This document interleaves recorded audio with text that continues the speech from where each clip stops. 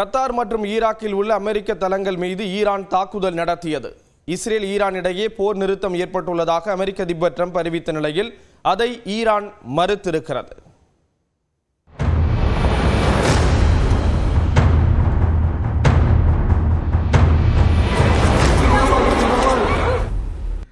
Israel Iran இடையேயான மோதல் 2வது வாரமாக நீடித்து வருகிறது. இஸ்ரேலுக்கு ஆதரவாக ஈரானில் உள்ள அணுசக்தி நிலையங்களை குறிவைத்து அமெரிக்கா நேற்று முன்தினம் அதிரடி தாக்குதலை நடத்தியது. இதற்கு பதிலடி கொடுப்போம் என்று ஈரான் எச்சரிக்கை விடுத்திருந்தது. இதன்படி கத்தாரில் உள்ள அமெரிக்க தளங்களை குறிவைத்து நேற்றிரவு அதிரடி தாக்குதல் நடத்தப்பட்டது. அடுத்தடுத்து வான்வழியாக ஏவப்பட்ட ஏவுகணைகளை கண்டு தலைநகர் தோகாவில் மக்கள் அலறி அடித்து ஓடினர்.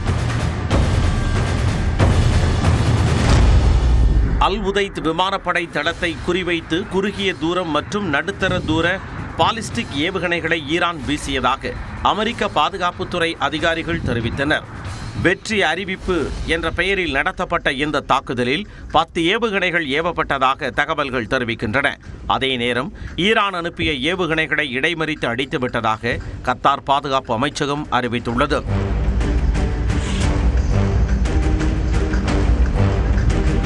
ஈரானின் தாக்குதலால் யாருக்கும் பாதிப்போ காயமோ ஏற்படவில்லை என்றும் விளக்கம் அளித்தது.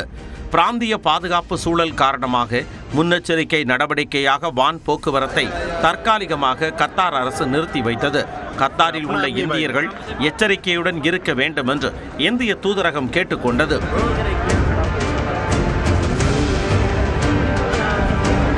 இதேபோல ஈராக்கில் உள்ள அமெரிக்க தளத்தை குறிவைத்தும் ஒரு ஏவுகணையை ஈரான் ஏவியது. பஹ்ரைனில் சைரன் ஒலிக்கப்பட்டு மக்கள் எச்சரிக்கையுடன் இருக்க அறிவுறுத்தப்பட்டது. மேலும் வான் பகுதி மூடப்பட்டது.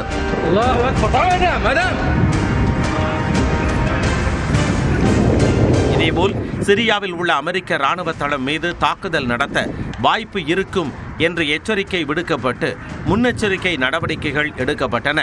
நட்பு நாடாக இருந்தபோதும் அணுசக்தி மையங்கள் மீதான தாக்குதலுக்கு அமெரிக்காவுக்கு உதவியதன் காரணமாகவே கத்தார் மீது ஈரான் தாக்குதல் நடத்தியிருப்பதாக நியூஸ் 18 தமிழ்நாட்டிற்கு தொலைபேசி வாயிலாக பேசிய பேராசிரியர் கிளாட்சன் சேவியர் குறிப்பிட்டார். கத்தார் பகுதியில் இருந்துதான் அந்த டீகாய் மெசேஜ் வந்து ஃபயர் பண்ணதா சொல்றாங்க. அதாவது மறைமுகம் திசை திருப்பி ஏவுகணைகளை வந்து மாற்றி விட்டதாக அங்கிருந்து திசை திருப்பிகளை வந்து அடிச்சு அதுக்கப்புறம் அந்த திசை திருப்பிகள் மேல கவனம் இருக்கும்போதுதான் அங்க வந்து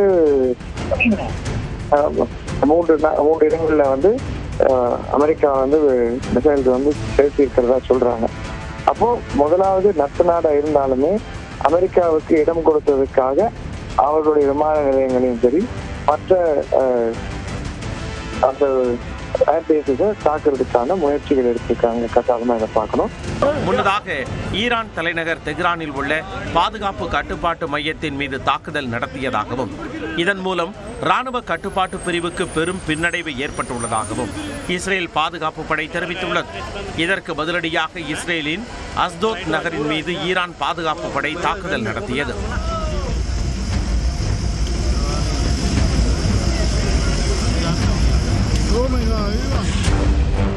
ஈரானின் தாக்குதல் சம்பவம் குறித்து அமெரிக்க அதிபர் டொனால்ட் ட்ரம்ப் உயர்மட்ட ஆலோசனை நடத்தினார்.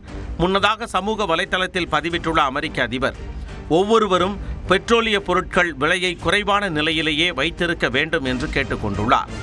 எதிரிகளின் கைப்பாவையாக செயல்படுவதை நிறுத்திக் கொள்ள வேண்டும் என்றும் அவர் வலியுறுத்தியுள்ளார்.